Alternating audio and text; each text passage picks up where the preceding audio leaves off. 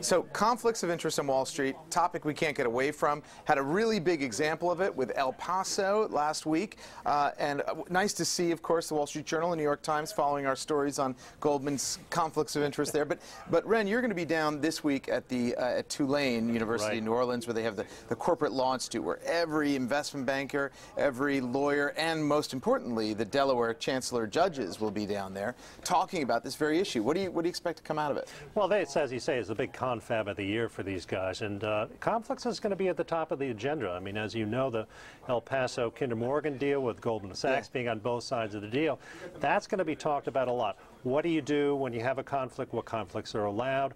When shareholders sue, are judges going to enjoin the deal? Apparently not. They're not going to stop the deal. No. They're going to let shareholders vote, and then shareholders have to sue later.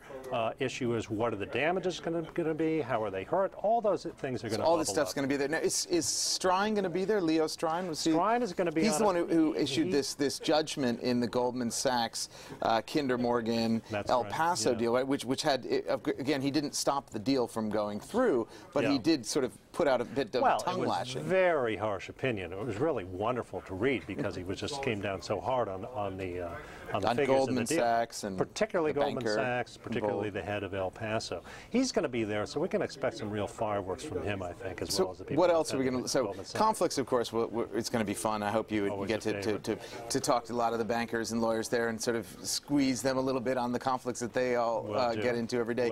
But what about some of the other issues? Well, there's another big issue percolating out there is companies are now being sued in many states. It's not just Delaware anymore. Plaintiffs' lawyers have found they can file in other states and in some cases get a better deal, get a better settlement, get higher fees. So they arbitrage between different states. Between Delaware and other states, Illinois, Nevada, you name it. It can be all over the place. Well, this puts companies in a very difficult position because it costs a lot of time and money to have to deal with lawsuits all over the country. So they've said, look, we're going to amend our bylaws to say you can only go to one state to sue, and that's going to be Delaware. And this is sort of Fortune 500 companies change their bylaws, say the only home place. Court. And what do shareholders say? I mean, are shareholders having a problem with that? Well, shareholders, not just pension funds, but activist shareholders, hedge funds are saying, look, this is unfair. You're doing this without our consent. We may not want to go to Delaware for very good reasons. We may think that there are better judges in other states. We may think that it's more convenient. The hotels are nicer in Nevada than they are in Wilmington. Headquarters are often usually not in Delaware. They're in other states. They say, look, we got all our records here. We got all the witnesses there.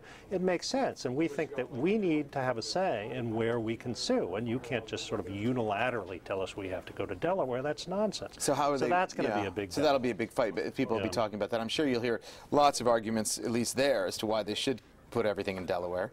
I mean, of course. Well, I mean, companies are going to say, look, it's got a long tradition of a developed corporate law.